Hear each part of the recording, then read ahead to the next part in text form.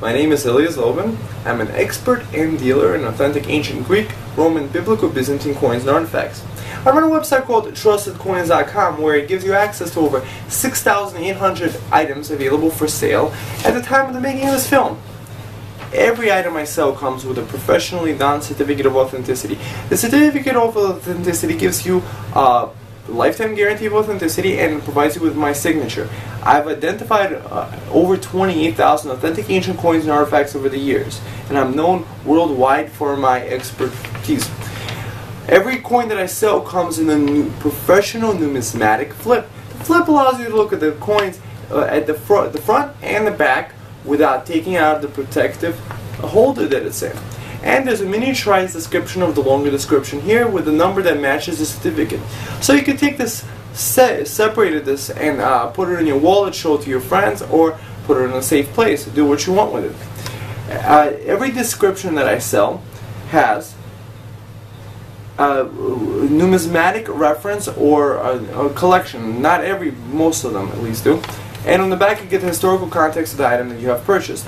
Whether you're brand new to the collecting field, whether you would like to find out more, or if you believe this to be a great investment as I do, you may want to visit my site trustedcoins.com. As most people don't know, there are ancient coins available for sale, especially in such professional presentations.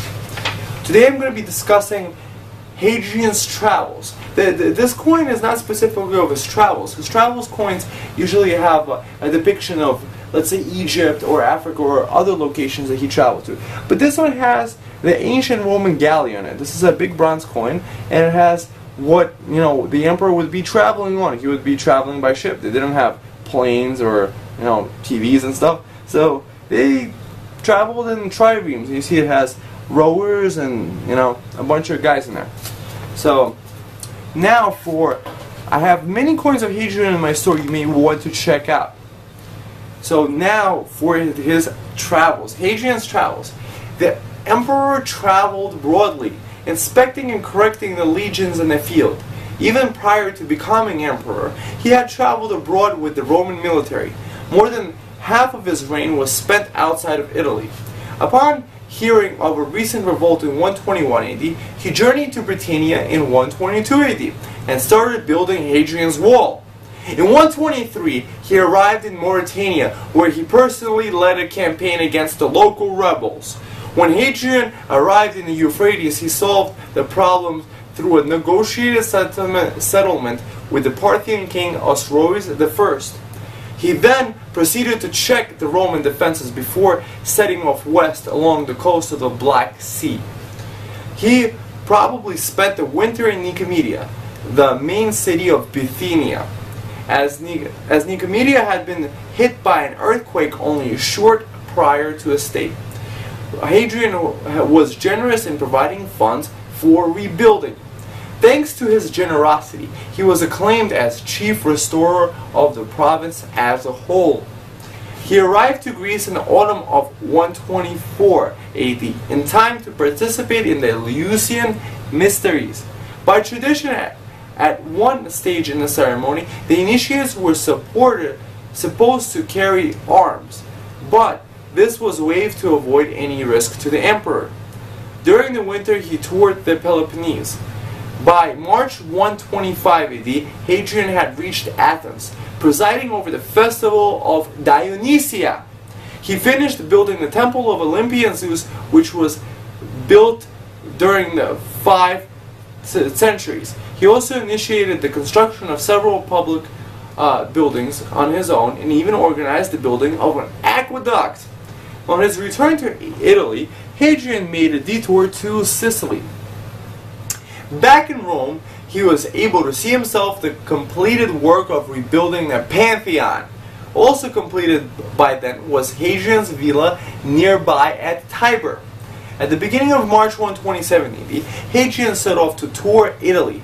Hadrian fell ill around this time, though the nature of his sickness is not known.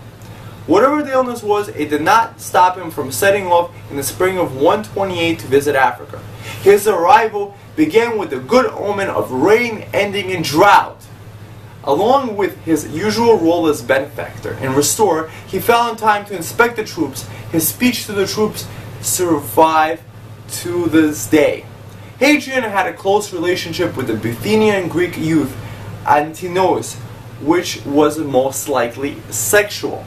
During a journey to Egypt, he lost Antinous, his favorite. Antinous drowned in the Nile in 130 AD. Deeply saddened, Hadrian founded the Egyptian city of Antinopolis in his memory and had Antinous deified. He spent the winter of 131 to 132 AD in Athens and probably remained in Greece or further east because of the Jewish rebellion which broke out in Judea in 132 AD.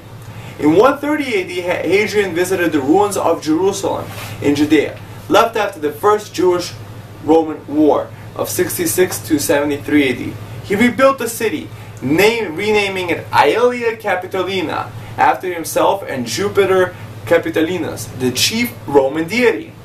These anti-Jewish policies of Hadrian triggered in Judea a massive Jewish uprising, led by Simon Bar Kokhba and Akiba ben Joseph. I have a coin of Bar Kokhba, by the way.